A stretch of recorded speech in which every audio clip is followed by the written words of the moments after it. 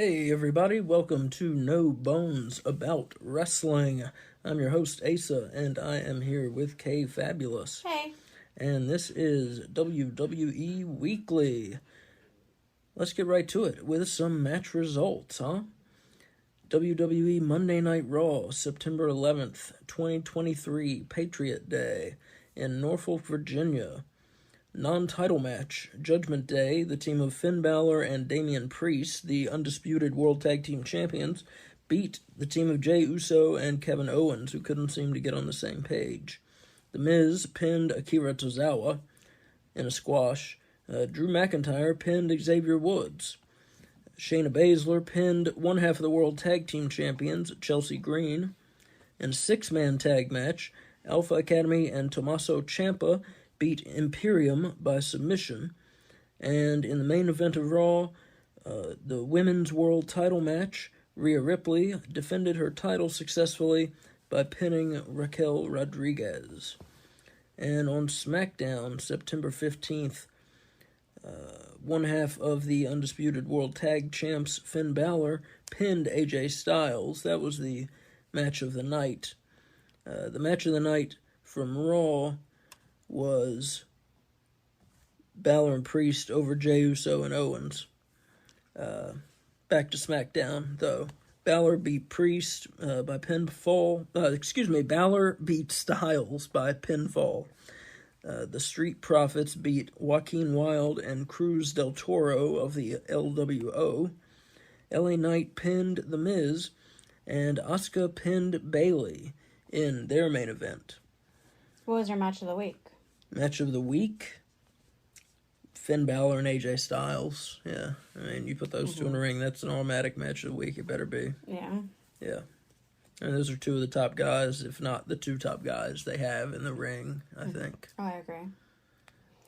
So, storyline updates. What we got going on story-wise on WWE? Storyline-wise, let's see. Well, we got Jey Uso trying to see where does he fit in this whole mess. So, on one side, we've got Kevin Owens actually trying to lead him in the right direction, and, saying, Sammy's not here tonight on Raw. That's what he said. Sammy's not here, but I'll team up with you and we'll take on the Judgment Day. And, in a match we've seen a lot, someone in Owens versus the Judgment Day. Mm-hmm. But, so we saw Jey Uso and Owens versus Balor and Priest, but Uso and Owens couldn't seem to get on the same page, as I said before. Mm-hmm. Jey Uso kicked Owens in the face at one point after one accidentally. Accidentally, right. But Owens didn't care for it and didn't really have much to say to him after the match.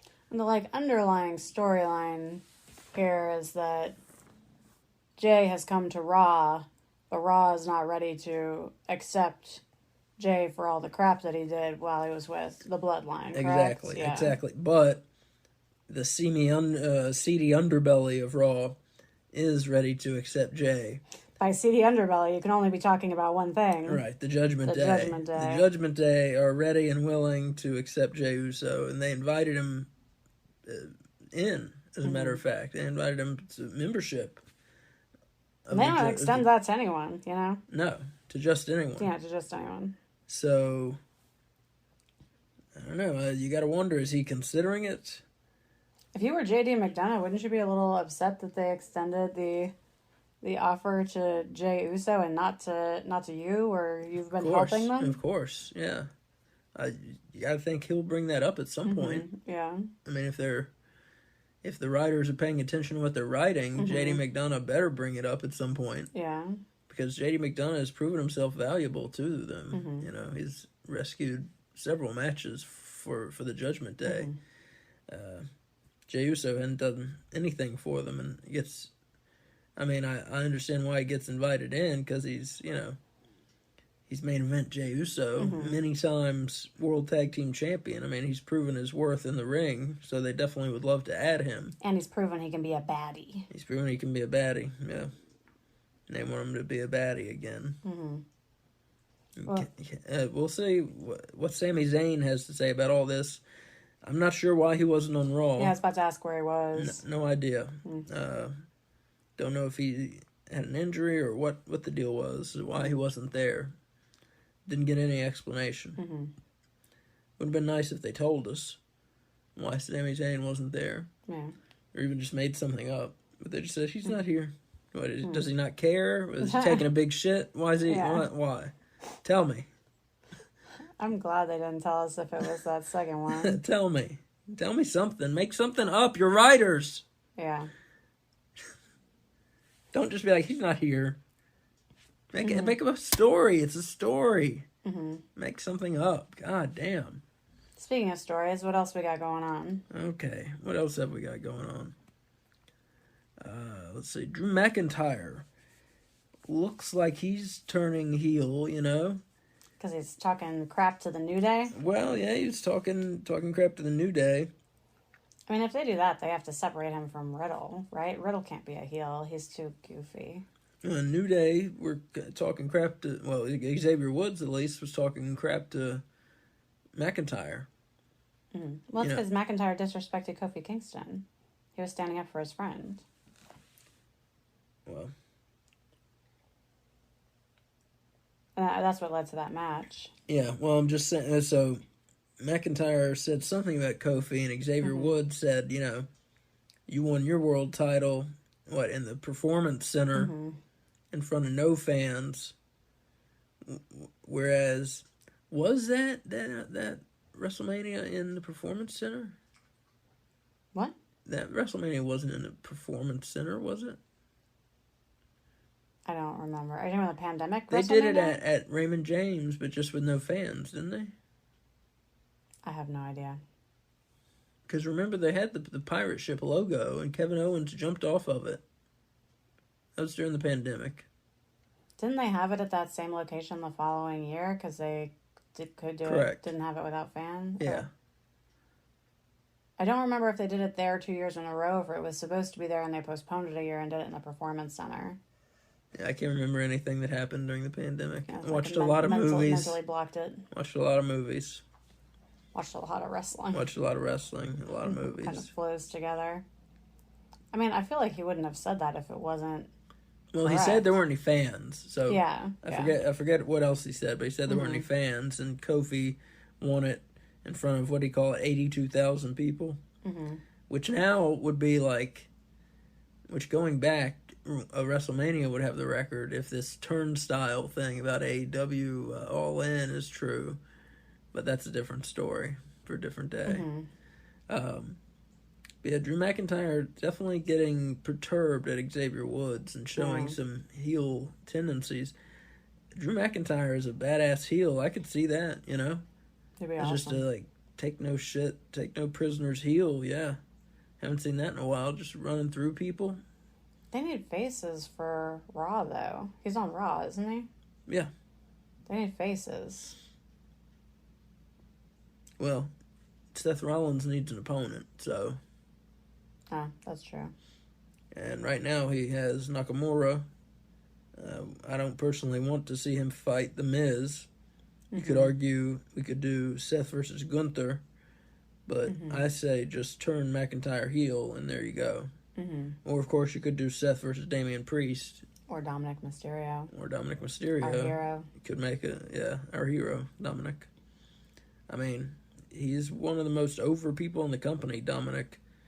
You could make the argument to put the world title on Dominic. But if you're trying to legitimize it, I'm not sure. No, that's probably not wise yet. Maybe eventually. But I don't know. No, if you have Drew McIntyre as an option, you don't put the belt on Dominic Mysterio yet. I don't know. I would say... But then, if Drew wins it that time, he doesn't get the screaming fans. He gets fans booing him. So that kind of sucks for him, too, you know? Yeah. I would love... Bottom line is, Drew McIntyre should have won the title at Clash at the Castle. Yeah, they fucked up. Yeah. He should have won it from Roman back last year at Clash at the Castle. That was their first chance that they fucked up. The second chance they fucked up was Sami Zayn in Canada. Yeah.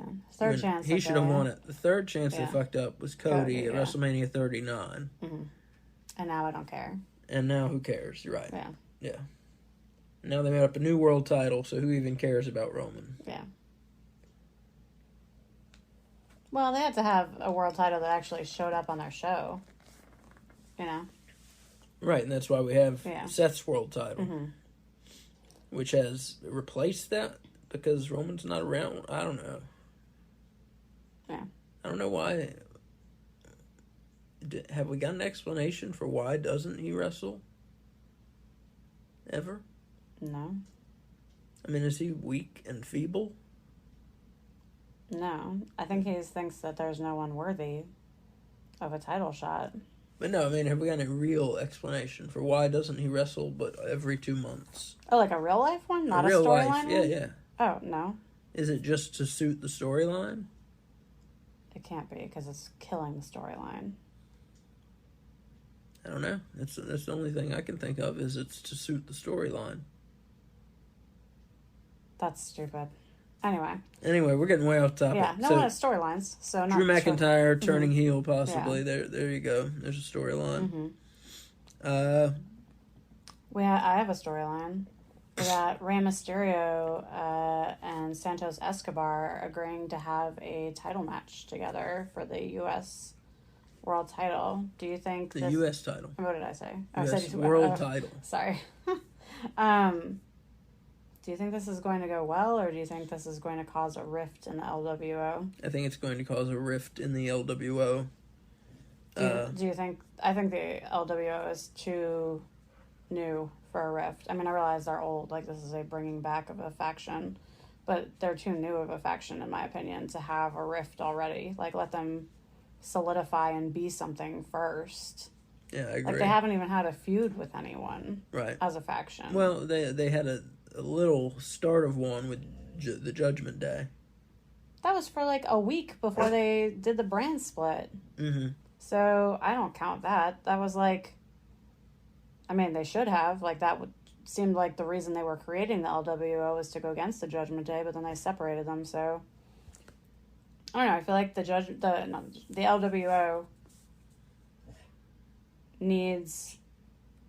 Well, it needs a a heel faction to go up against. Yeah, the Judgment Day. It should be the Judgment Day. Well, obviously it should be the Judgment Day, but it's not. It's on SmackDown now. The LWO is on SmackDown. Yeah. Seemingly everyone in the LWO is on SmackDown. They are. The whole LWO. They got drafted together. Yeah. But they need to stay face because, it looks like Bobby Lashley is putting together... what's that faction called? The heel faction. Hurt Business? The Hurt Business, thank you.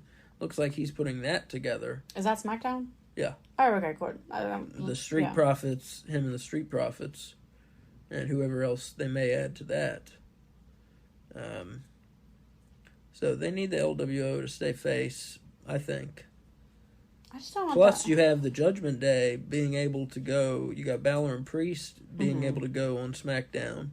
Yeah. I just don't think you need the LWO to be turning heel, but it looks like that's where they're headed. There's some kind of rift of having the LWO split like the NWO split in the 1990s. Yeah, but they only have 4 members. How many members were in the NWO? No, they got Ray, Zelina Vega, Joaquin Wilde, Cruz del Toro, and Santos Escobar. Okay, I'm sorry, 5. So I was off by 1. Okay. Still, if they split, you got a duo and a trio. Like, that's barely a faction on either side if you split them. So hopefully not. Yeah. Hopefully they can have Ray and Escobar can have a match, have a great match, because I know they're able to handshake and be done with it. Yeah. And not split the LWO, because if they give the LWO some damn camera time, it would be a big thing. WWE has enough Hispanic viewers, and it's not like the Hispanic viewers are the only ones who like them. Well, I was going to say, like, I care about them. I like the LWO. Yeah. I love the LWO. You know, and you got like Wild and Del Toro who are good and don't get enough chances. Mm-hmm. Escobar is very good, doesn't get enough chances. Zelina Vega is good, you know, and is improving, I think, and of course Rey Mysterio is a legend, you know, a living legend. Well, and when he got the belt, I was like, oh, good, they're going to do something with the LWO, but they still haven't really. Yeah. Yeah. So they need to do something interesting with them. Yeah. And you can do it as faces. You know, it could be with, as I said, with the Judgment Day, get to come over as heel. Balor and Priest get to come over as heels. Do it with them. You know, that'd be the first thing you think of. You know, you could do something interesting with the LWO, and you need to, because, you know, their merchandise sells, and it would sell even better if you actually gave them some TV time. So a split seems dumb to me, but it also feels like that's where they're headed. Yeah. So I hope it doesn't just dissolve and turn into nothing. Well, they keep doing that where they're like hinting at that groups are going to break up, and then they don't. Like, yeah, that's true. They did it with the Damage Control. They did it with the Judgment Day. They did it with the Bloodline for a long time, and they eventually did, but that was after teasing and then not doing it for months. So other storylines, we had several returns this week. We had, Pat McAfee returned. That's not really a storyline, but could be. And then we had Nia Jax on Raw make her big return by going after Rhea Ripley. And then on SmackDown, we had The Rock return. Yeah. What? The Rock came back? Yeah, did you not hear? What? Yeah, I know. The motherfucking Rock? Yeah. So yeah, The Rock came back on SmackDown. It was awesome. He came back and gave Austin Theory a dressing down on the microphone. And the crowd in, where were they? Denver. The crowd in Denver went crazy for it. And he had the whole arena calling Austin Theory. He had half of the arena saying "you are," the other half saying "an asshole." Crazy loud. It was very fun. Man, that place went crazy. It was great to see The Rock again. It wasn't the best promo he's ever done, but it was great just seeing him again, and seeing like the hold he has over a crowd. It's amazing. So remember, did they set something up for him? Like, is this gonna be like Cena and he's here for a while, or was this just a show up and then I'm here this one day and now I'm gone? They didn't set anything further up. So I don't know if he's going to be around. They didn't say anything. Yeah. You'd think with the writer's if strike they said anything, if they said something, I missed it. Yeah. Well, that's what I was asking. I thought maybe I missed it. But maybe it's going. Maybe it's leading up. You know, we're in the build up, a little build up to Royal Rumble time. You know, we got 4 months to Royal Rumble, and then of course after that, you got 2.5 months to WrestleMania. Well, you know, it was confirmed this week by The Rock that last year he was supposed to be at WrestleMania. So do you think that's where this is headed? That he's going to show up at the Rumble and then maybe show up at Mania against Roman this year? Well, if not the Rumble, then WrestleMania at least. Yes, I think we're heading into this building up to something at WrestleMania. Yes, with The sure. Rock. With The Rock. Yes, that's just I'm basing that on nothing but a feeling.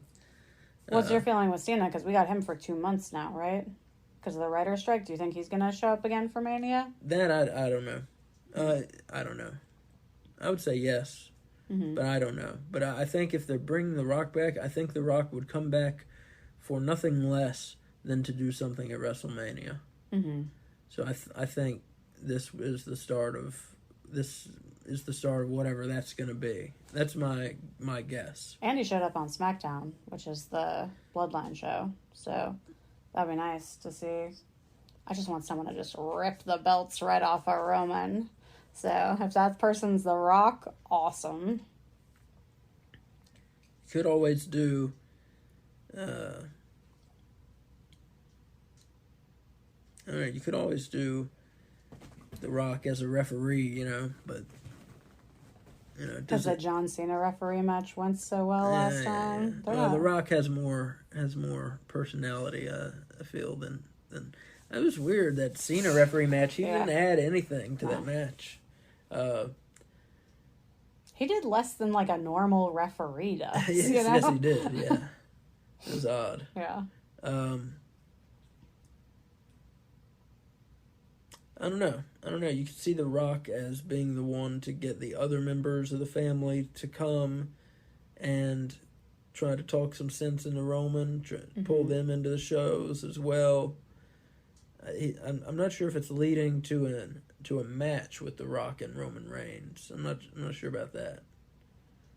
I don't know. So you think The Rock's going to do something at WrestleMania but not have a match? Maybe. That would be disappointing. Why would you have The Rock there and not have him wrestle? Yeah, I mean, I hear you. I mean, he's clearly in excellent shape. Like, he looks better than the wrestlers that were standing in the ring with him, Like, his muscles have muscles.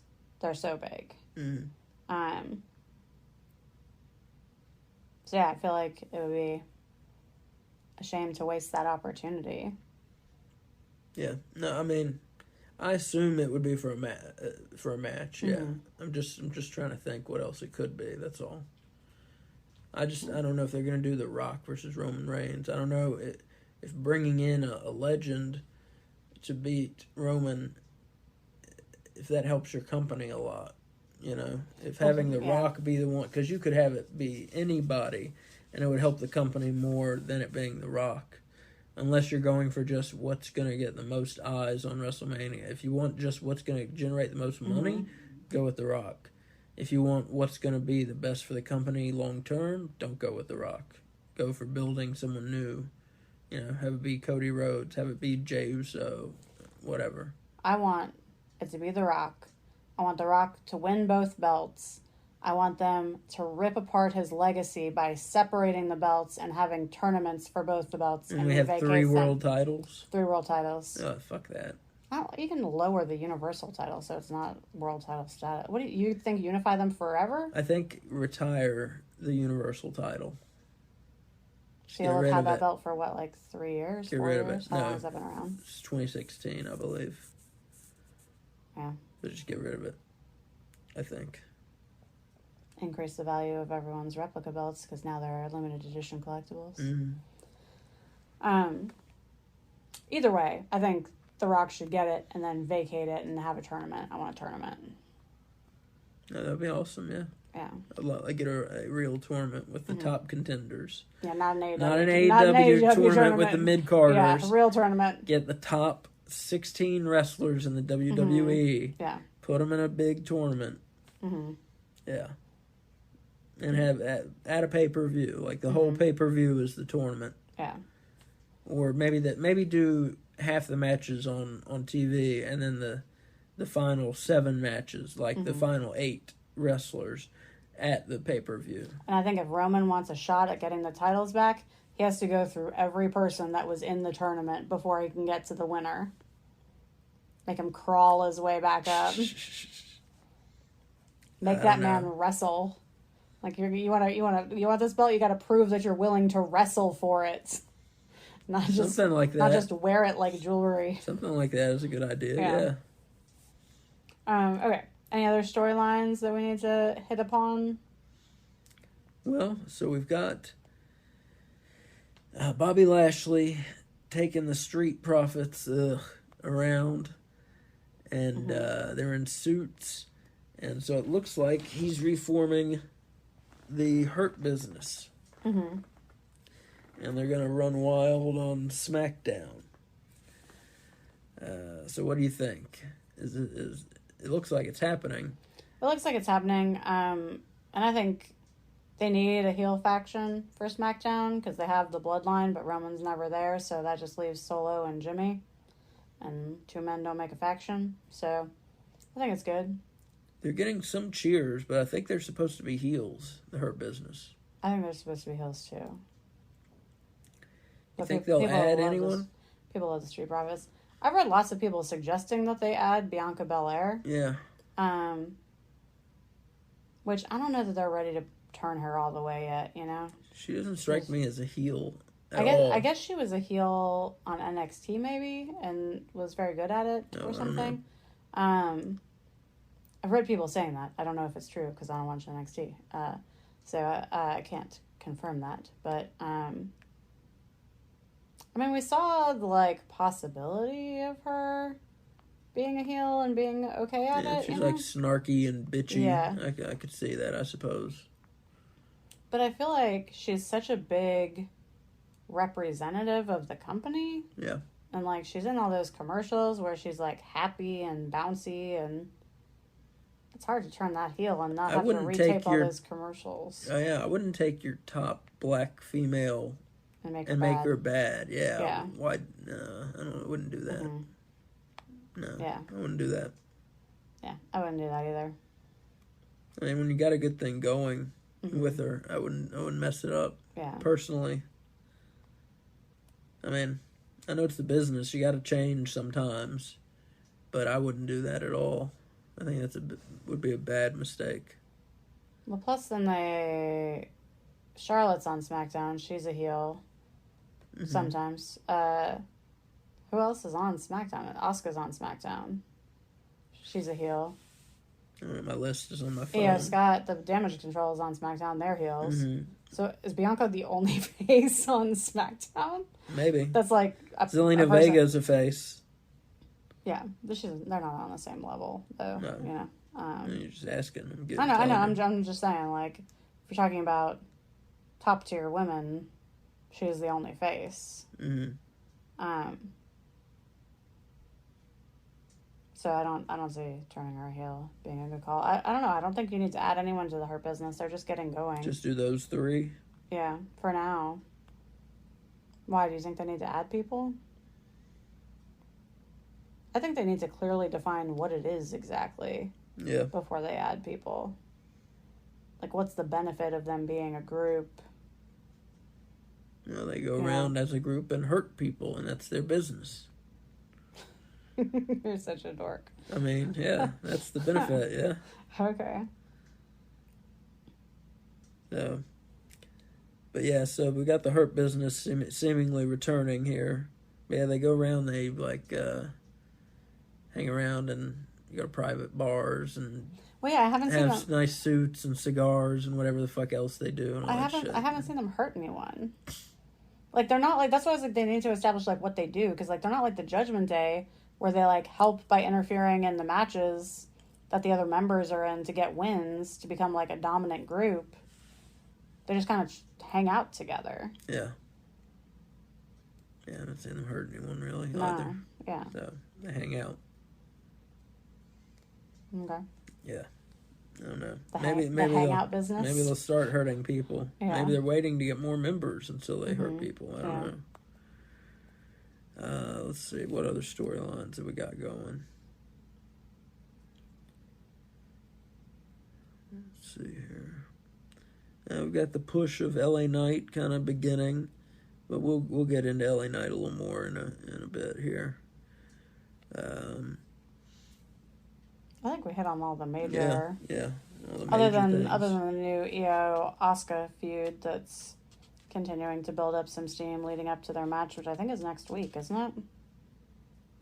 I think so. Yeah. I don't understand. Why don't you build that longer? Give us a real feud and then have this at a pay-per-view.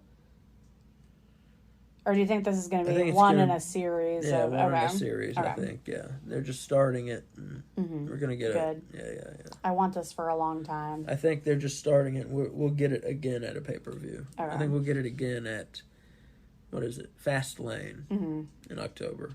Yeah. I think Fastlane's in September. No, it's October 7th, I think. Oh, okay. Fastlane. What's the 30th? Isn't there a show on the 30th? Is that an NXT show? That's an NXT show. Okay. No Mercy. No Mercy, that's right. All right, so up next we got news.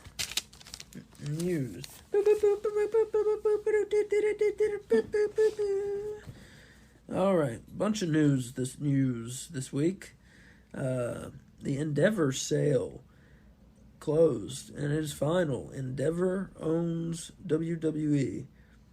I've been watching WWE, WWF a long time.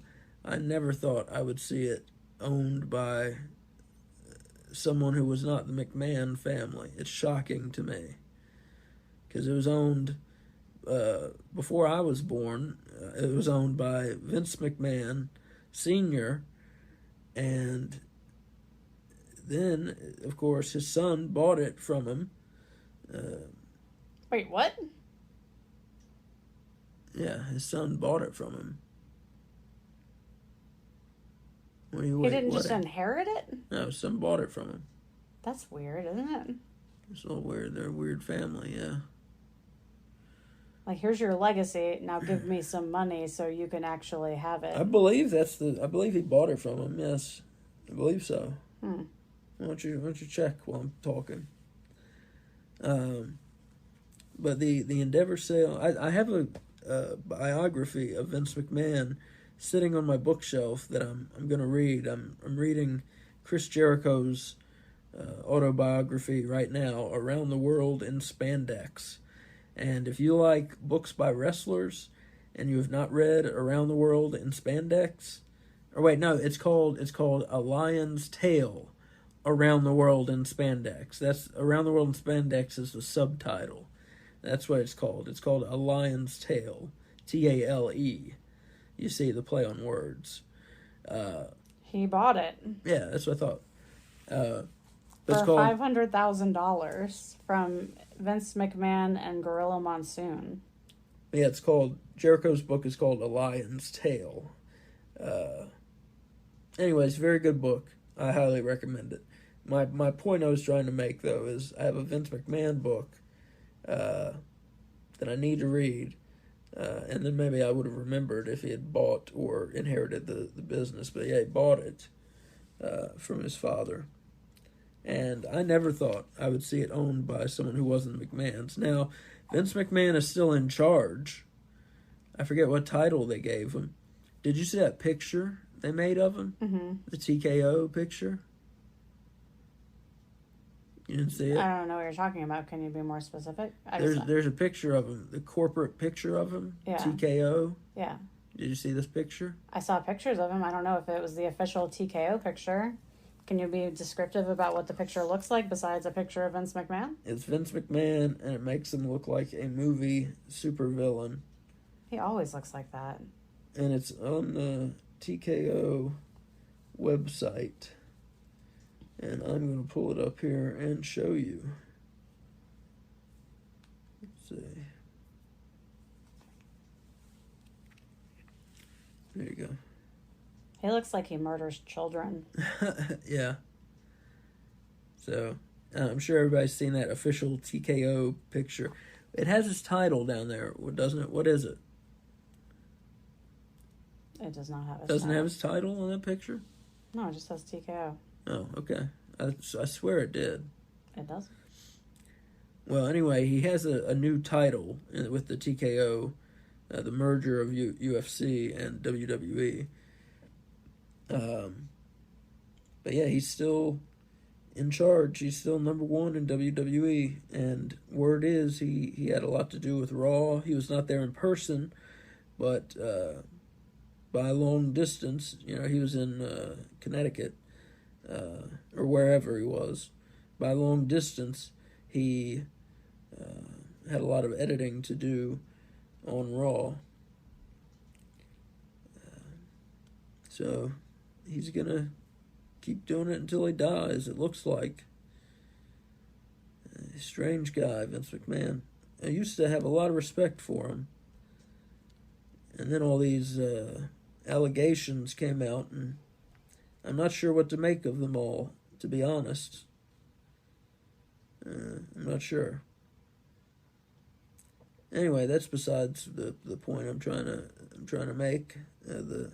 So the Endeavor sale also brought with it a lot of executive layoffs, some redundancies. A lot of people got canned from WWE this Friday. Executives, not wrestlers. those releases are believed to be coming. Television personalities, people closer to the actual TV product. That's believed to be coming, but when, no one knows. But it's believed that Endeavor is going to cut some people loose from the TV shows as well. Well, that's hard because they cut so many loose leading up to the sale, to make their company look like their costs weren't as high. Right. So, and there's only so much fat you can trim off before you're cutting into, like, the meat of the show, Yeah. So Vince McMahon, the final Raw of the McMahon family ownership era was Monday. And so the final signee of the McMahon family era, Nia Jax, returned to Raw and laid out Rhea Ripley. And she did the old Yokozuna move where you flatten your opponent with your ass while they're prone laying in the ring.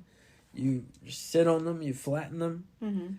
But Yokozuna used to hold on to the turnbuckles and not come down with all of his weight so as not to kill the person. Mm-hmm. Nia Jax just came down with all of her weight right on Rhea Ripley. She did not hold on to the... She's dangerous. She is a liability to herself and to the company and to other people. She's going to hurt someone. If she hurts that precious angel lady, I will be so mad. She's dangerous. I don't know why they brought her back. Maybe they enjoy seeing competitors get injured. I don't know. That's my only thinking for why. I don't know what they see in her or what they ever saw in her that made her deserve to return. She does not deserve to be in WWE. She's a terrible wrestler. She's made no improvement, and she injures people on a consistent basis. She does not deserve a job in the wrestling industry. I can say that. Let's see, what else? Jade Cargill in some big news. Looks like she has wrapped up her AEW career. She had a match a couple nights ago on, what show was that? That was on Rampage. On Rampage. She lost clean to Chris Statlander. That was only her second loss. Both of them to Chris Statlander. She went after the TBS title and lost to Statlander. So she lost clean after the match, hugged Statlander, and not a thing you'd usually see, but it was very much like a goodbye, mm-hmm. and made it fairly obvious she was leaving the company, and everybody is saying that she is WWE bound. I haven't heard anything from her, but it seems like a lot of people in WWE and a lot of people in AEW all say she is WWE bound, and they say she is headed for the Performance Center at some point this week. And so some people are saying she needs to be in NXT, saying she's not there for a main roster WWE competitor. What? Ability-wise. Oh, I don't agree. I would agree about that with a lot of AEW women, but she's not one of them. Yeah, no, I don't agree either. I think she's there. I think she can use some improvement, mm-hmm. but I think she could do the main roster. Yeah. Now, she's not at the level of a Charlotte or Shayna Baszler, mm-hmm. Io Sky, people like that. Becky Lynch, she's not at their level. No, but like... That's B card. Huh? I said like mid card. Yeah. And I think she can get there, Yeah, she can use some improvement, but she can get there. So I think this will be a good fit. Mm-hmm. She's got a great body of work as well. Mm-hmm. She has a good presence in the ring. on the mic. And I think this will work out well for Jade Cargill and for the WWE. And I think, yeah, she's expected to be on TV sooner rather than later. So that's exciting to see. Mm-hmm. Yeah. People are expecting her to be on TV before Survivor Series. So when is that? November? November, right? Yeah. Some other news. John Cena is being advertised for Crown Jewel November 4th. That is also Roman Reigns' next scheduled match, November 4th. So he won't fight at all in October. Did he have a match in September? No. When did he fight? SummerSlam? I think SummerSlam was his last match. SummerSlam was the last match. So was that even in August? When was SummerSlam? Was that August? Yeah, August. Okay.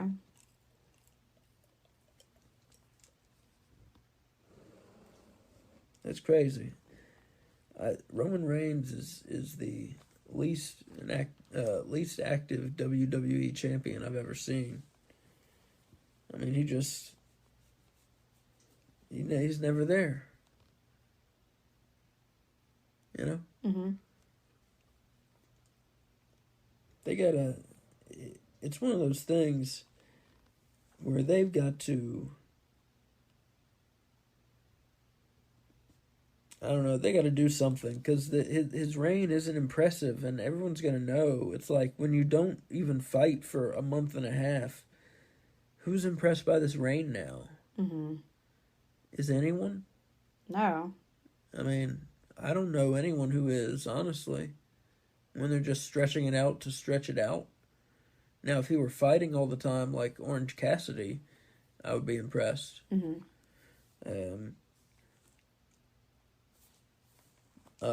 But he's not. So they need to find some way to make this reign mean something, or just end it.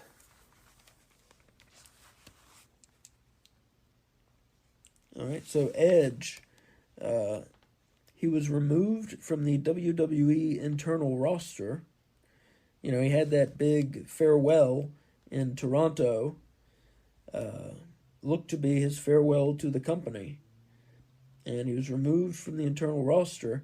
He's been added back on to a page where people who are still affiliated with the company but are not active, like The Undertaker, Stone Cold Steve Austin, people like that.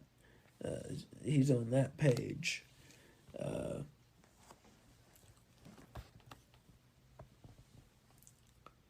So, not listed as an active performer, but again, listed as affiliated with the company. And he's one, like Jade Cargill, a lot of people apparently are saying Edge is headed to AEW. His contract officially ends at the end of November. Okay. Not November, I'm sorry, September. September. Yeah, this month. Okay. Where'd you hear that? Wrestling Observer. Oh, okay. So I want to share here the PWI 500 came out. If you don't know what that is, it's PWI stands for Pro Wrestling Illustrated. It's one of the longest running, one of the best, if not the best, wrestling magazine there is. Every year they rank the 500 best wrestlers in the world. So it includes WWE, Japan, AEW, Independence, Mexico, you name it, they're in there. And they rank the top 500. And I just wanted to share, I'm not going to give you the whole 500. I just wanted to share with you the top 10. And it's something I've enjoyed since I was a kid, always seeing who's who in it, and, you know, who's where in it. So here's the top 10. Number 10, Cody Rhodes, WWE. Number 9, Josh Alexander, Impact. Number 8, Orange Cassidy, AEW. Number 7, Kazuchika Okada, New Japan. Number 6, MJF, AEW. Number 5, El Hijo del Vikingo, AAA. Number 4, Gunther, WWE. Pretty high for Gunther. Number 3, Jon Moxley, AEW. Who's number 4? Gunther, I said. Oh, I thought you said number 5 was Gunther. I'm sorry. Continue. No. Number 4, Gunther. Number 3, Jon Moxley, AEW. Number 2, Roman Reigns, WWE. Number 1, Seth Rollins, WWE. So congratulations to Seth Rollins. That is quite an honor to be number 1 in the PWI 500. And it's really interesting that the top 3 are the Shield. Who would have thought that... I didn't even notice that. Yeah, who would have thought that ever happened? So congratulations to those guys. Can I just say how... Like, I just disagree with their rankings oh so much. Say what? I disagree oh so much with their ranking Who should system. be number 1? I think Will Ospreay should be number 1, honestly. If this is the best wrestlers in the world and that's what we're ranking it based off, if we're basing it off of wrestling, Yeah. It should be Will Ospreay. Well, it has to do with wrestling, but it also has to do with accomplishments. So it does have to do with on screen. What have they accomplished? So you can't be the best in ring and lose all your matches and be ranked number 1. Mm-hmm. You have to accomplish things also. But doesn't Will Ospreay have like the New Japan belt? I don't know. Well, I don't know what happens in Japan. He does. You know, I don't watch Japanese wrestling. I don't know. He was ranked way too low. I mean, Ospreay should be he's in the top 5 easily, if you ask me. No, me too. Yeah. I mean, the top 5 would be El Hijo del Vikingo, Kenny Omega, Will Ospreay. I don't know. And 2 others. So I don't know. Bryan Danielson. And I'm not sure who 5 would be. Maybe Zack Sabre Jr. Maybe. Maybe, honestly. But that would be my top 5. Well, okay, so even if it's based on accomplishments... Maybe AJ Styles, possibly. What has Jon Moxley accomplished this year? Like, I know he just won the belt, but he just won that. Like, this list had to have been made before him winning that belt. So, like, why is he number 3? He didn't have the world title this year. Nobody wins all the time, and he's featured in pay-per-views and big matches and stuff. So is MJF. He's the actual champion. Well, that's why they're both ranked highly. I don't care for it. I mean, they both accomplish things. Like I said, you got to win matches and stuff, you know. But yeah, so accomplishment goes for part of it, and in-ring ability goes for part of it. Microphone work, I believe, has to do with some of it as well. You know, the things that make up a pro wrestler. It's not all in-ring ability. It's not purely in-ring ability. I don't believe that's how they do it.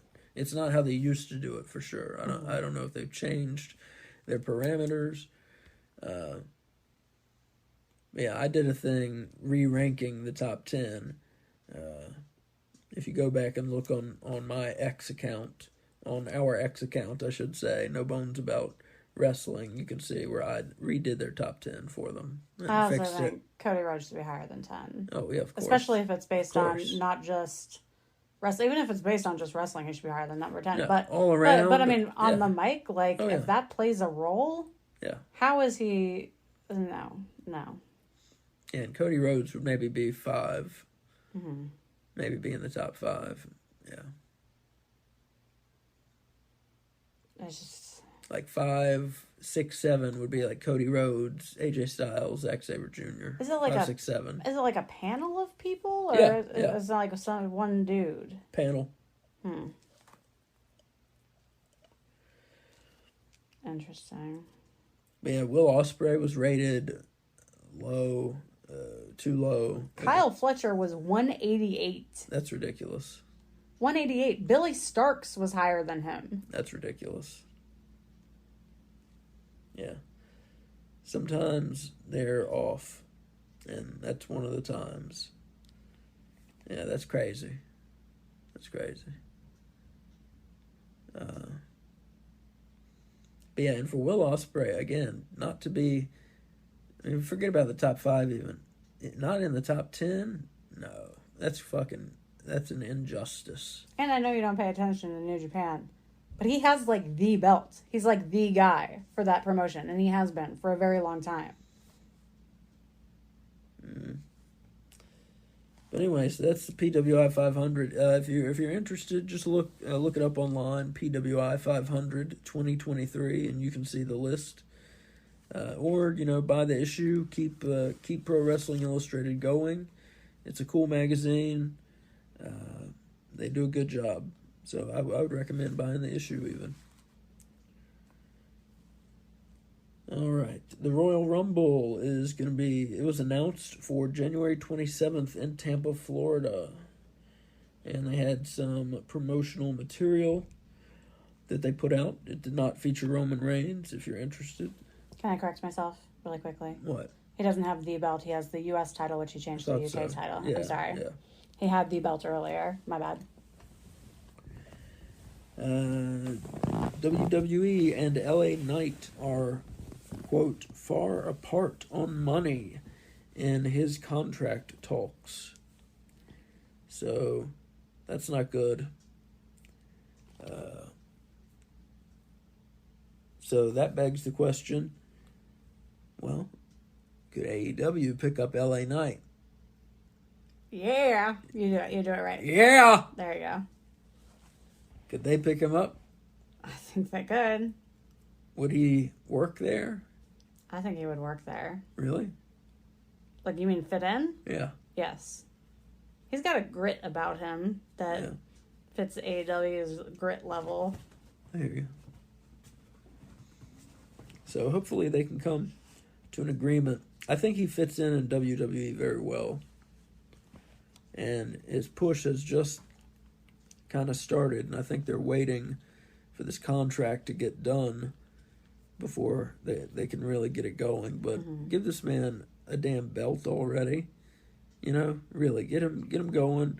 He needs to be the one to beat Gunther, perhaps. I can't think of anyone better to beat Gunther. Chad Gable. I take it back. Chad Gable should beat Gunther. LA Knight can win the U.S. title. He can win it from Rey Mysterio. Put him in a 3-way, like LA Knight, Rey Mysterio, and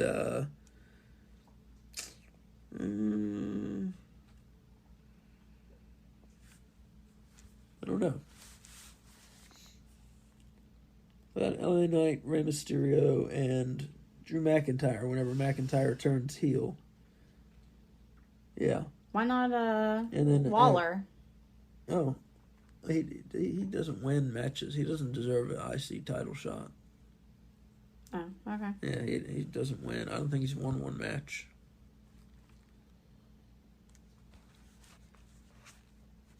But yeah, so hopefully they can come to terms, LA Knight and WWE. If not, then there's one more for AEW. But really, again, with AEW, I know this is our WWE show, but I just want to say real quickly, Tony Khan needs to stop signing men. He needs to start signing some Japanese women, and get them over here and make his women's division better, and or luchadoras, or Mexican women, and make his women's division into something and let someone book it. All right, Matt Riddle, his airport deal. He said that a cop at JFK Airport sexually molested him, assaulted him, and put it on X. And Matt Riddle put him saying that on X, not put the sexual assault on X. Right. He put yes. I think everyone knew what I meant. I was clarifying. He said that on X, and then he took it down. So he apparently has retracted his allegation against the police officer, but there is an internal investigation that is happening. So that's all that we know at this time. He was not on Monday Night Raw. I heard that he had a sore throat and a double ear infection. So that sounds shitty. So it sounds like, God, his life is just a mess right now. It sounds like. So hopefully he can get well. And I don't know. I don't want to know what all this is with this accusing this cop of sexual assault and taking it back right away. I don't know what all that's about. Strange behavior, to say the least. So who knows? I'm not even going to venture a guess at what's going on there. But that's what happened. So I'm just reporting what has happened, and I'm not going to guess because who knows what the hell all that's about. So up next we have the rankings. Our rankings. Much better than the PWI 500. Yes. The top five, top five. And just a reminder, we're not saying that these are the top 5 in these categories in the world or even in the WWE, but for this past week, these are our rankings. No, we're saying these are the top 5 in WWE. For this week, not like out of all time. Oh, no, not of all time. Yeah, this week. It's WWE Weekly. I think the fans understand that. Our listeners aren't dumb. I just want to make sure they understand that I don't think the best wrestler in the WWE is who we have in number 1 or number 2. That based on many things, these are the ones who are having the best week. Yeah, well, based on many things. It's based on how good they are at wrestling, based on do they have, what belt do they have, based on how good are they on the mic, based on are they winning matches, based on many things, yeah. I think we've explained that. I think the fans understand that. Okay, I just want to make sure. Yes. We can always explain it. Sure, it's based on many attributes. This is not who's best in the ring. It's not who's best on the mic. It's not who's drawing the most money. This is many things, all put into one rating. It's a secret process. We'll never tell you. So don't even try to guess. So what do we want to start with? Men, women? Yeah, let's start with men. Men, top 5. Number 5, the man we were just talking about, the soon-to-be heel. I don't know. Oh, no, he's not. I'm sorry. I was looking at the wrong thing. Number 5, falling 2 spots from number 3, Gunther, the Intercontinental Champion, longest reigning Intercontinental Champion ever. Number 4, up 1 spot from number 5, L.A. Knight. Yeah! He got a win over The Miz on SmackDown this week. Number 3 spot, doing well in singles and tag team action. Finn Balor, making his debut in our male top 5. As he got a big win over AJ Styles on SmackDown. Number 2, same as last week, the undisputed Universal Champion, Roman Reigns, who, even though he's not around, he has 2 belts, 2 of the biggest belts in the company, so put him at number 2. Number 1, the WWE World Champion, Seth Rollins, because, he didn't wrestle this week, but he has one of the big world titles and usually does wrestle quite a bit. And so he is number 1.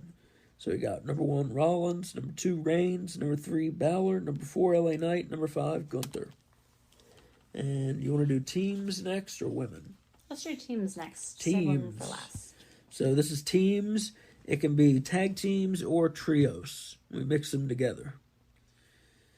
Number 5, Latino World Order, Joaquin Wilde and Cruz del Toro.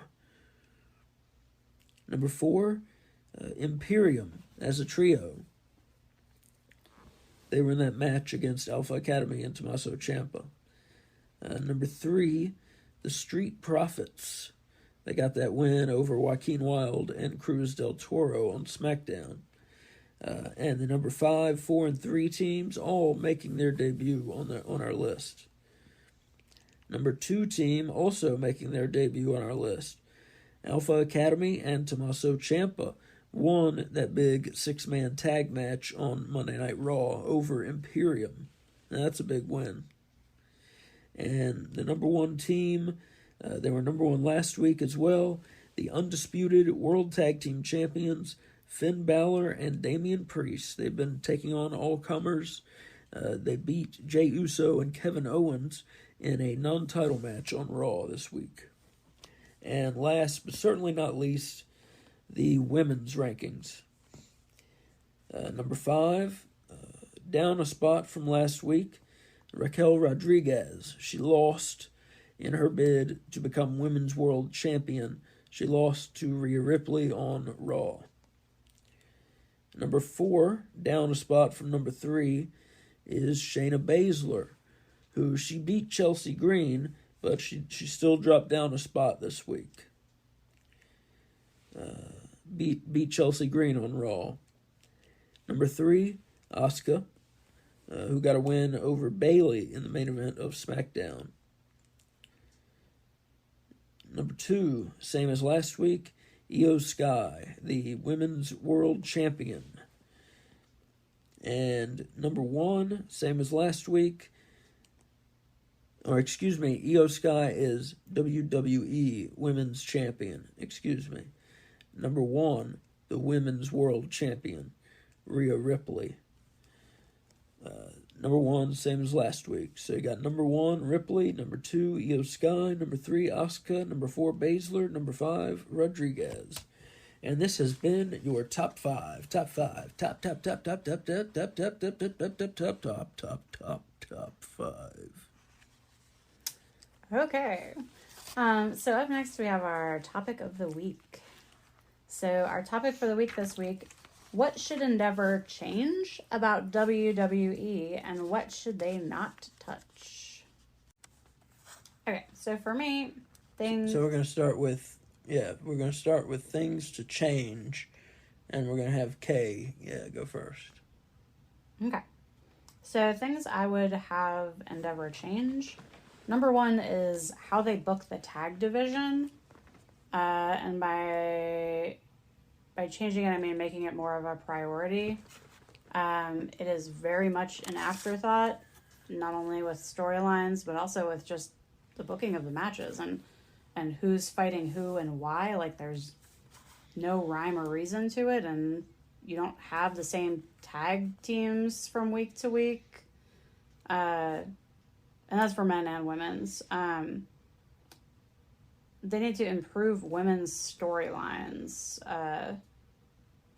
We got the Judgment Day, which involves Rhea Ripley, but you have their biggest storyline, or their biggest successful storyline, and their biggest storyline, the Bloodline, with no women involved, which is fine, but they need to give the same attention to the women's storylines that they do to the men's storylines, and they don't do that.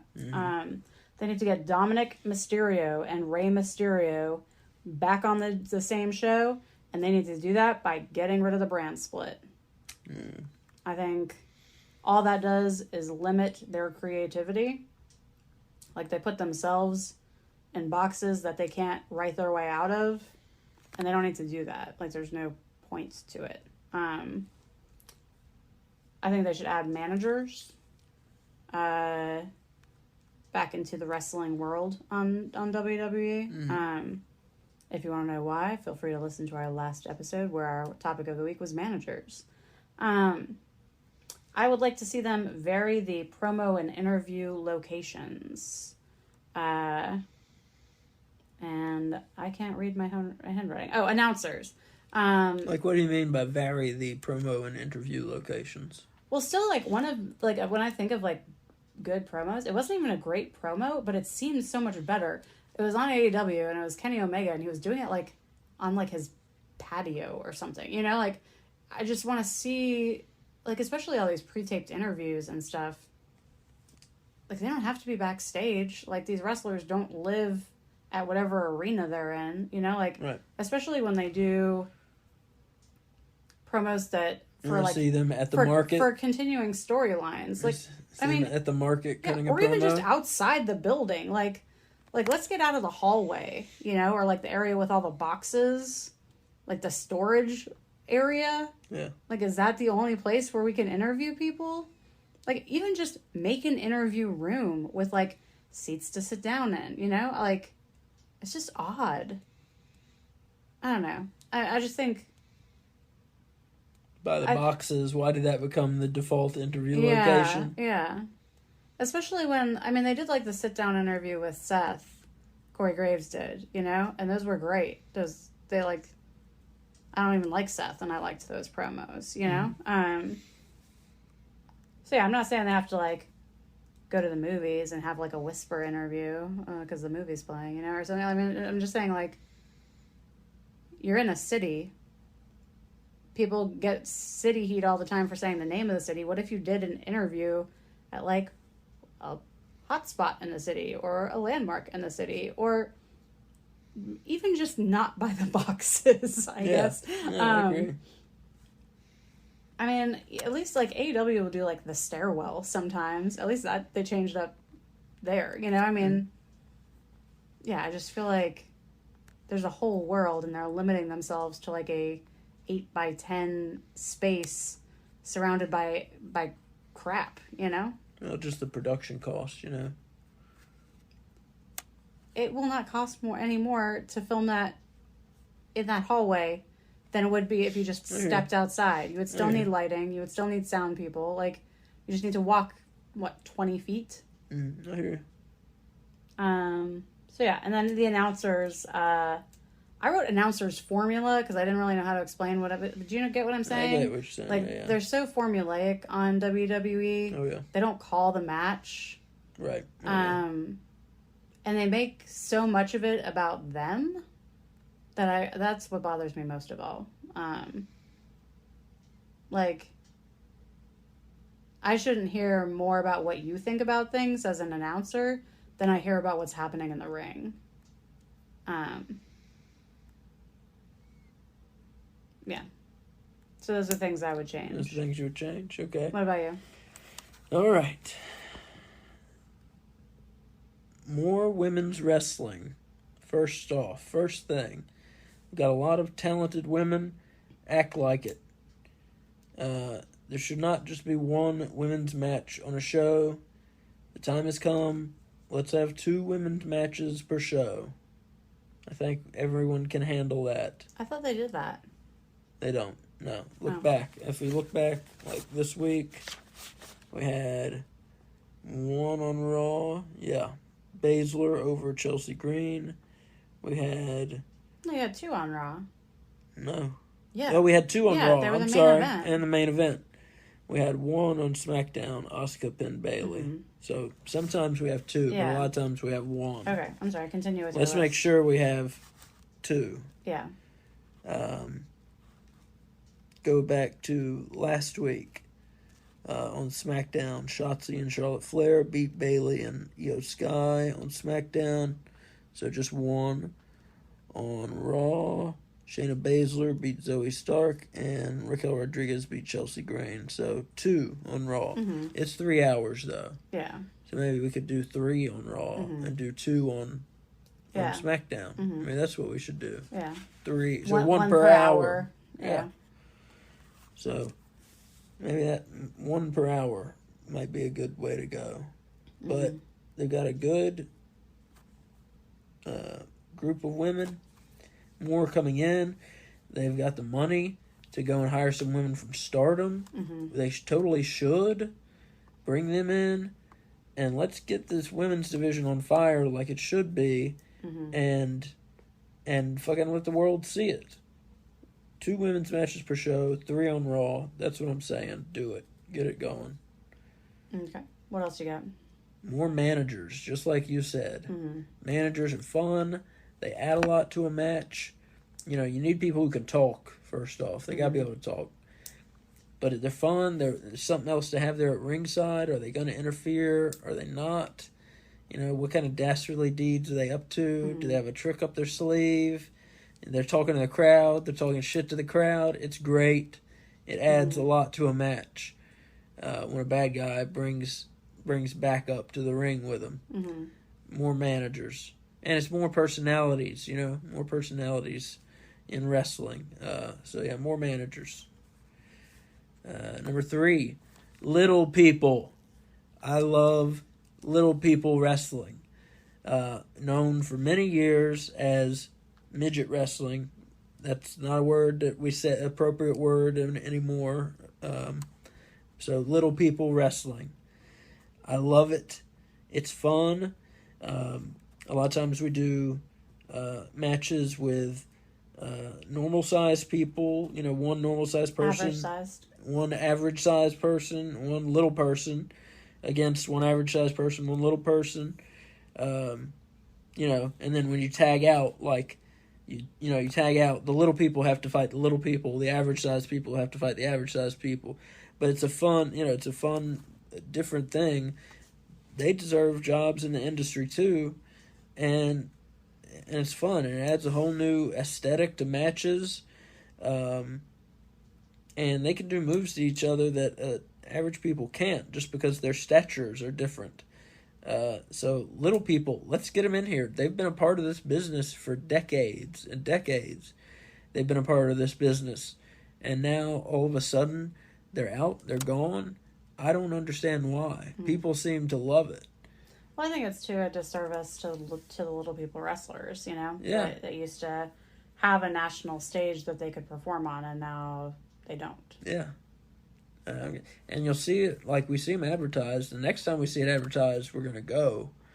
We see it advertised around here, so there's still people still want to see it. And people love it. People love it. When it used to be on TV, people loved it. People love little people. When Dink was around in 94, that's the last time you really saw WWF use it, was Dink. Doink had a little person with him named Dink. People loved Dink. What about Hornswoggle? Okay, Hornswoggle. I'm sorry. I was just remembering Dink. But people loved Hornswoggle. They love little people. Just you go back, traditionally, there's some of the most, beloved parts of wrestling. And they used to be big parts of wrestling. If you had a card, if you had 8 matches, say back in the 70s, one of them was going to have little people on it. Odds were. So, little people. Bring them back. Another thing we should change. Get the announcers to fucking stop shouting everything. Stop shouting at me. I'm here to watch the matches and for you to tell me what's going on and what's coming up. Stop fucking shouting at me. I don't need it. It gets on my nerves. It makes me anxious. Stop shouting at me. Especially you, Kevin Patrick. I don't need it. Who's breathless about everything. Oh, he really threw him into the turnbuckle there. I hate him. I don't need it. Stop shouting. Another thing to change. Let's have a trios division. So like you said, get the tag division in good shape. First, yeah, I agree. Get the tag division in good shape. Next, start a trios division. Trios matches are some of my favorite matches, and do it like in Mexico. Have it 3-on-3, and have it when a man leaves the ring, another man on his team can just come right in. You don't have to tag. So if he gets thrown over the top rope, somebody else from his team can just hop right in the ring. We're not losing time. The match just goes on. Because trios wrestling is a lot of fun. Next, more luchadors. Go to Mexico, find the talent.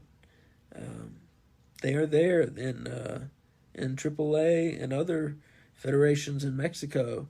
There is a lot of talent to be had. People love high flying, and just look at Rey Mysterio. Look at the legendary status that he has, and look at how much people love the offense that he brings. Look at how much people enjoy Vikingo now and Commander when they're in AAA, or excuse me, when they're in AAA, when they're in AEW, when they're in Ring of Honor. People love it. But you guys stay away from them. Excuse me? I don't want WWE to get Vikingo and Commander. I want them to leave them alone. Yeah. They need to go to They're AEW. precious. They need to be on AEW. Yeah. But more luchadors. And actually do something with them when you get them. Right. Yeah. Well, I mean, the trios division and luchadors would go hand in hand. Mm-hmm. And my next thing would also go hand in hand. And my last point, cruiserweight title. We, Wait, you're suggesting to add a title? Yes. Well, one we would take away would be the women's tag team titles. So a cruiserweight for women or a cruiserweight for men? A cruiserweight for men. So you're taking away a women's title and adding a men's title? Correct. You don't think there's already enough men's titles? We're going to be adding more wrestlers, so we put a cruiserweight title. We're going to have trios belts, aren't you? Yeah, we're adding more wrestlers, yeah. Have a trios. So you're not adding a women's mid-card. You're just taking away the women's tag? What I would do, honestly, I would probably do a whole show around a different style of wrestling and have the trios and a cruiserweight title on that show.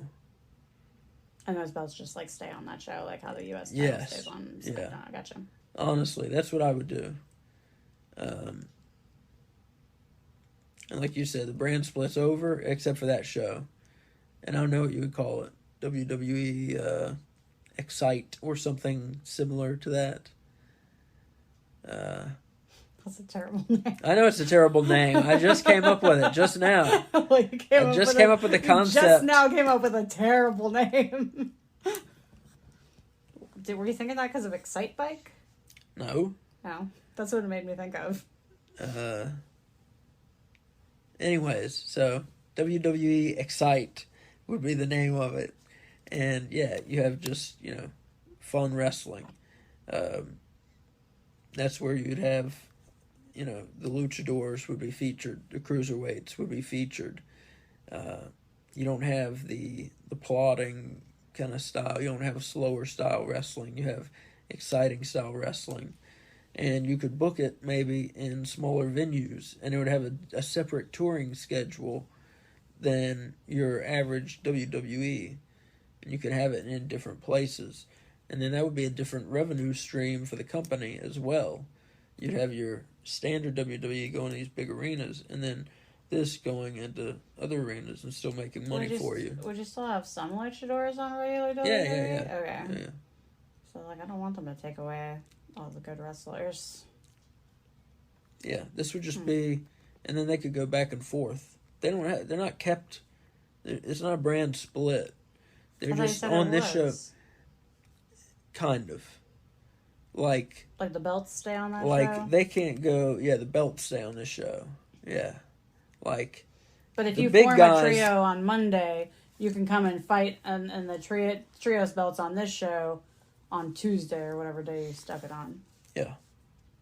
You don't have to live on that show, but if you want to go for after the trios belts, you got to come to that show. Right. Okay. Yeah. I gotcha. Yeah. That sort of thing. Can I just say that as someone who watches every wrestling show, the idea of adding another wrestling show, super overwhelming. That's a lot of wrestling. We already watch wrestling 5 days a week, But you make it like a 90-minute show, and like I said, it's a new style of wrestling, different graphics. You make it presented different than WWE. The rest of WWE is presented. You saying to make it a 90-minute show gave me my other number one thing I want them to change.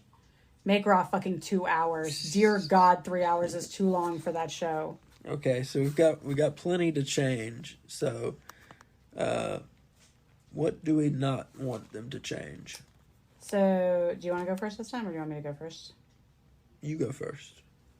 Okay, so I have the production value. Like their entrances, the amount of pyro they use, their costume and makeup, all of it is very appropriate, I feel like. Much more than what they do would be over the top. I know you like it. I would prefer them not doing that, like, 3D floating above the arena The AR. graphic. Yeah, I don't like that. But I know you do. I think marketing-wise, they're doing very well.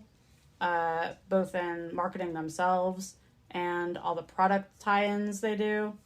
Well, I'd like to see less in-ring marketing. Like the Cinnamon Toast Crunch yes, match. Or the Mountain Dew Pitch Black Blackout match. Yeah. Maybe Still makes me want Mountain Dew. Oh my God. But as far as like pushing their product and using their wrestlers well to market other products, I feel like they do a really good job with that. And then I'm pretty okay with their men's single booking, with the exception of Roman Reigns. So I'd be okay with them not making too many changes to that. Those are the three things that I came up with that I think they should not change. Not to touch. I came up with two things because I think change a lot of stuff. Change is good. Mm-hmm. Change is good for us, you know? Well, I think anytime people come in with an attitude that's different from, well, we do it this way because we've always done it this way. You know, like that's stupid. It's stupid. But I think a lot of companies and schools fall into that pattern, you know, without even thinking like, well, why are we doing this? So, well, it's because it's the way it's always been done. Like, I feel like a new. No, it works. It works. That's a good reason. Mm-hmm. It works. Why we do it this way? Because it works. That's a good reason. Yeah, but if it worked better. Right. Yeah, true. Okay, so what are your two changes? I mean, two leave alones. So, yeah, leave alone, just like you said, the production quality, production value. It's great. Mm-hmm. The presentation is top notch. The costumes, for the most part, are fantastic. Mm-hmm. The men and women look great. It's great. I think, you know, it couldn't be much better overall. I don't know what else you could do, really. Mm-hmm. And their graphics look good, and their all that stuff. And when they put together review packages about, you know, feuds going on, their logos for matches, you know, for pay-per-views and all that, everything's good. Everything's very good. Mm-hmm. Top notch. Great job. Don't change it. Also, second thing, not to touch. Like I said, I don't have a lot not to touch because I think change a lot of things. That change, just because I'm saying change it, doesn't mean it's bad or it's broken. Mm-hmm. Just change it because you got new owners. So what better time to change things? Mm-hmm. Like I said, change is good for us. My other not to touch is keep PLEs included with Peacock subscription. So there is talk that Endeavor is going to take WWE to a 12 pay-per-view a year model. Aren't they already on that? Well, no. They're on a 12 premium live event model. Oh. So we get premium live events that are included with Peacock subscription.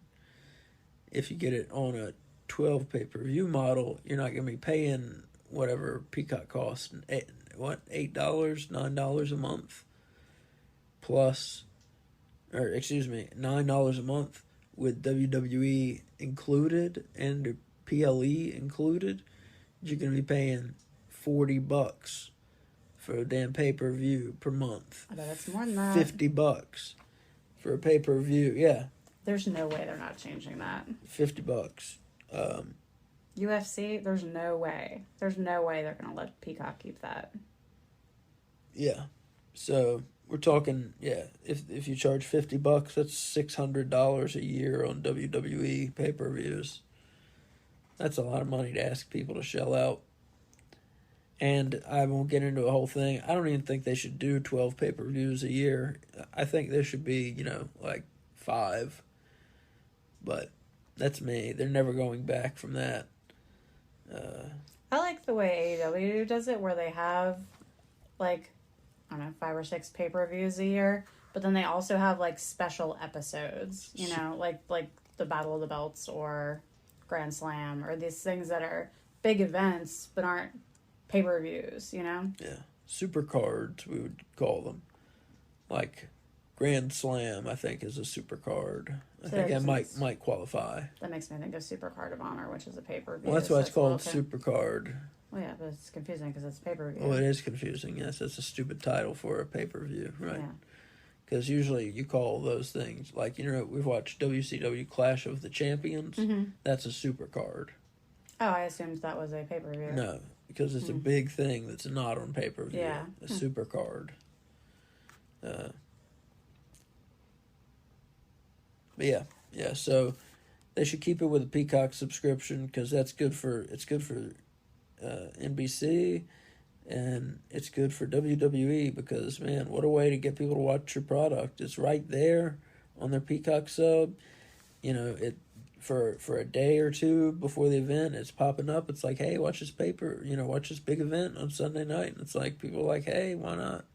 Mm-hmm. I mean, it's certainly a way to get people to try it out. And I'll tell you a way to not get people to try it out is to charge them $50 to try it out. So that really limits your new customers to these big events. Is charge them $50. You're going to get more new customers to your big events if you just include it with this little $9 subscription. And they see it and say, hey, there's a big wrestling show on. That looks cool. I'll check it out. And then they become a fan, and then they spend money on other things, as opposed to spending $50, which they're not going to say, hey, on a whim, let me spend $50. Way fewer people are going to do that. And then they don't get that $50 show, and then they don't spend the money on shirts and other things because they never even got that show. You see what I'm saying? Yeah, well, plus, too, not to rip on WWE, but some of their pay-per-views are not worth $50. You know, like, oh, I know. With AEW, most of their pay-per-views are not $50. I feel like I know if I spend $50, I'm going to get a very good show. Right. But with WWE, they're so hit or miss that, like, I wouldn't spend $50. Oh, and I do a freaking WWE podcast, and I wouldn't spend it. Yeah. I mean, the only WWE show that I would readily spend $50 on would be WrestleMania. Yeah. And, but even then, that's 2 nights, so you're going to spend $100. And probably the Royal Rumble. I love the Royal Rumble. Yeah. But if they charge it per show, WrestleMania will cost $100, presumably. Yeah, better be a good show. Better not be like night 2 this year. Oh my god, if I spent $50, I would be so mad. I remember we saw night 1. It was so good. Yeah. It was so good. And then we we were just expecting so much out of night 2. And it was just like we got punched in the stomach.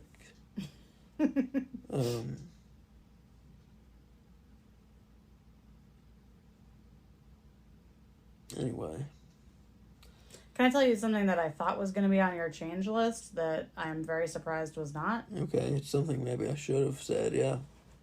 Make Halloween Havoc a main brand show. Yes, okay, to change, yeah. Don't let NXT do Halloween Havoc. Make it WWE Halloween Havoc. Yeah. And make it Halloweeny as fuck. Like have a match in a graveyard, Don't have a match in a graveyard on top of people's graves? Have a match in a graveyard. They're dead. They don't know you're there. Ooh. Don't do that. They're dead. They don't care.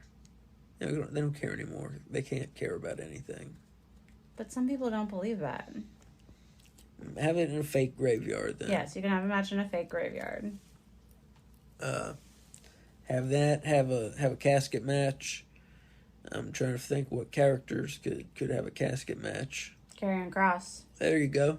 Bam. But yeah, make it real spooky. Mm-hmm. And have,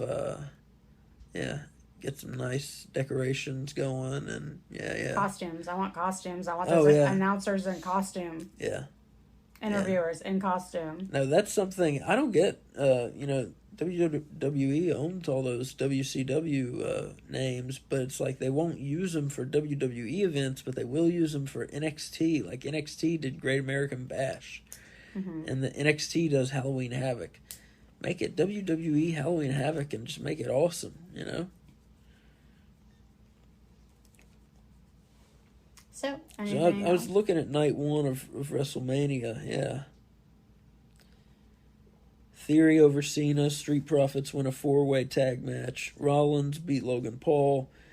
Becky Lynch, Trish, and Lita beat Damage Control. Rey Mysterio beat Dominic. Rhea Ripley beat Charlotte Flair. Owens and Zayn beat the Usos. Just a great night. Building up to that big undisputed tag team title win. Mm-hmm. That with Ripley and Flair, with Rey versus Dominic Mysterio, those 3 matches ending out the night, we were in heaven. In wrestling heaven. Mm-hmm. And then the next night, we were in wrestling hell. And, yeah. Night 2 of WrestleMania 39 was not so great. Yeah. So, if I had spent $100 total on WrestleMania 39, and it ended with Solo Sikoa fucking thumbing Cody Rhodes in the throat, I don't know what I would have done. Yeah. You would have had a wife saying, "We're not buying WWE pay-per-views anymore." I would have been saying, "We're not buying WWE pay-per-views anymore." Yeah. $100 for a bullshit ending like that? Mm-hmm. When they definitely should have given Cody the belt. He was white hot. Yeah. White hot. Give the man the damn belt. Mm-hmm. You know? Still is white hot. Yeah. One that's still Give the man the damn belt. Yeah. Like I said, do it on SmackDown. Do it the night after do it the night after Thanksgiving. Build it up. Big TV event. Black Friday. SmackDown. Steel cage match. Roman Reigns defends against Cody Rhodes. Can Cody finish the story? If they do it on SmackDown, not everyone can see it. Huh? Isn't SmackDown on... It's on Fox.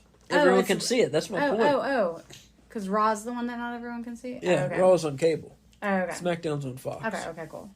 No, make it where everyone can see it. Mm-hmm. Hype the shit up for like 2 or 3 weeks. Mm-hmm. Roman Reigns versus Cody Rhodes on free TV for the belt. For the belts. Mm-hmm. Cody wins. You realize that means that Roman would have to wrestle twice in 1 month. I don't know if he would agree to that. That's fun. All right, we're getting way off topic. No, well, I mean, kind of. But so, any other, leave it alone, change it? One more thing I would change, is these long title reigns, just for the sake of long title reigns. Just stop doing it. It's boring. Mm-hmm. Like this one with Gunther, I get why they did it, so the Honky Tonk Man doesn't have a record. Okay. That makes sense. You don't want someone named the Honky Tonk Man to have your longest Intercontinental title reign. I get it. But then they did Bianca Belair as the longest reigning. And they did Roman Reigns as the longest reigning of 2 different belts. And they did the Usos. Or it's gonna be, or he's the longest reigning of the Universal, and may end up being the longest reigning of the WWE.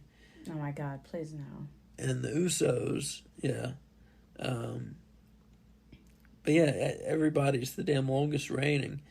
Stop it, you know. I mean, I don't need a title change every week, but at the same time, you know, titles are supposed to be props for storylines, and you can't use it as a prop if you keep the belt on one person for a whole goddamn year. You're doing it right, so stop. That's something I would change. That's the last thing I'll say I would change, yeah. All right. Well, when can our listeners hear from us again? And I would still maybe name that new show WWE Excite, just to spite you. It's a terrible name. WWE Excite. Sounds like their version of Viagra. What? No. Yeah, it sounds not good. No. Yeah. What would you name it? I don't know. I can't come up with good ideas. I can just point out bad ideas when they happen. That was a bad idea. No. Yeah. I was thinking about, like, making it an LWO show.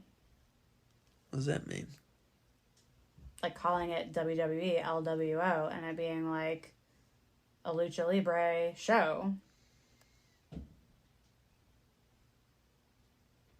Yeah. So, is everyone in the LWO? Yeah. So they're fighting each other? Well, it's like the WWE LWO. Like, I guess it doesn't make sense. No, it doesn't make sense. This is why I was not going to suggest anything, because my idea is also terrible. See how I can point out terrible ideas? No, but my idea is good. You got little people running around. No, you got I'm masked talking about the luchadors. You got trios matches everywhere. I'm talking about the name. You got cruiserweights. Everything about your idea is fine, except for, one, you're adding a wrestling show I have to watch. And two, the name is terrible. Well, we would cut an hour off of Raw. Okay. And then we would make a new show. All right, fair enough. WWE Excite. So, when can our listeners hear from us again, Asa? They can hear from us on Tuesday when we do This Week in AEW. Mm-hmm. And then they can hear from us on Saturday when we do WWE Weekly again. Is there anything else going on this Saturday? Yes. Oh, wait, no, they won't hear from us Saturday. They won't. Yeah, do you want to They'll hear from us, yes, I'm sorry. They'll hear from us Tuesday when we do This Week in AEW. And then WWE Weekly next week is going to be on Sunday. Why is that? Because Saturday, 6 days from today, we're doing another WCW Halloween Havoc watch-along. Yeah. Yay! Which one are we going to watch this time? We're watching Halloween Havoc 1995. So we watched 94 last time. So we're watching the sequel, Halloween Havoc 95. This is a good one. But yeah, so it's Saturday at 4:30. Come to our YouTube channel. It's No Bones About Wrestling. Come at 4:30, and then at about 4:40, we're gonna have a countdown, and then it's on Peacock. You just go through there, find Halloween Havoc 95, WCW Halloween Havoc 95, and have it ready to press play, and we'll have a countdown around 4:40 p.m. and we'll press play and we'll watch it together. And we'll guide you through it and talk and tell some stories and give our opinion.